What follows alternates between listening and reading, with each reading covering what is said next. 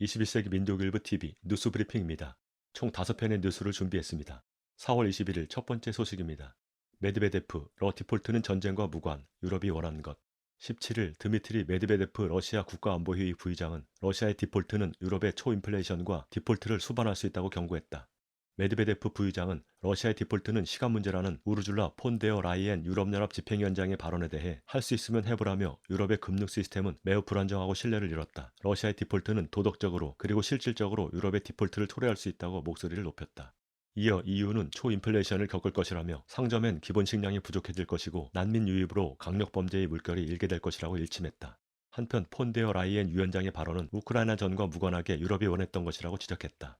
그는 이것은 쇠약한 사람들의 고통, 우크라이나에 대한 특별 군사작전이나 평화에 대한 오랜 희망에 관한 것이 아니다라며 이것이 바로 그들이 꿈꿔왔던 것이고 유럽의 핵심 전략이다. EU의 마조히스트와 그들의 해외 놀이 친구들이 진정으로 원했던 것이라고 강도 높게 비난했다. 다음 소식입니다. 이란, 이스라엘과 국교 정상화하는 아랍 국가들 비난. 17일 알리 바게리 이란 외교부 차관은 일부 아랍 국가들이 이스라엘과의 국교 정상화를 하고 있는 것을 비난했다.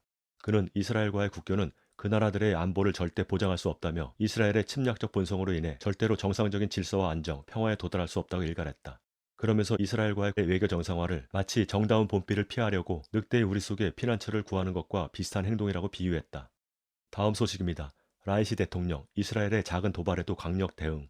18일 이란에서 열린 연례 열병식에서 세예드 에브라힘 라이시 이란 대통령이 이스라엘의 작은 도발에도 강력하게 대응할 것이라고 강조했다.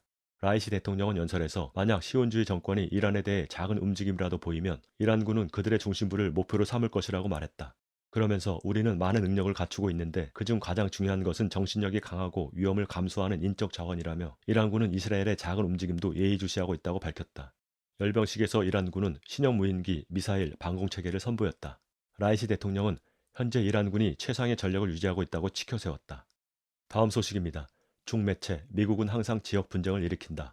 17일 중국 관영 매체는 내달 아세안 회원국과 특별 정상회담을 개최하겠다는 미국을 향해 중국을 견제하기 위해 블록을 형성하는 것은 부질없는 시도라고 비난했다.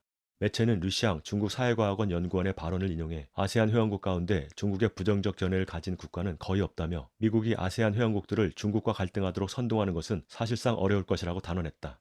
또 미국이 진영 대립을 추구하더라도 아세안 국가들이 인정하지 않을 것이라며 러시아에 대한 제재와 관련해 아세안 회원국 가운데 싱가포르만 미국을 지지했다고 지적했다. 그러면서 중국의 외교는 갈등 해소에서 출발하지만 미국은 항상 지역 분쟁을 일으킨다고 강조했다. 마지막 소식입니다. 마리우폴의 최후 통첩, 적대행위 그만둬야. 러시아군이 모스크바 시각으로 17일 오전 6시부터 우크라이나 아조프 연대와 외국 용병에 적대 행위를 그만두고 무기를 내려놓으라고 제안한다며 그러면 살 수 있을 것이라고 최후 통첩했다. 18일 외신들에 따르면 마리우폴의 항만 시설을 비롯한 도시 대부분은 러시아군에 장악되어 있는 상태며 도시 기반 시설의 90%가 파괴됐다.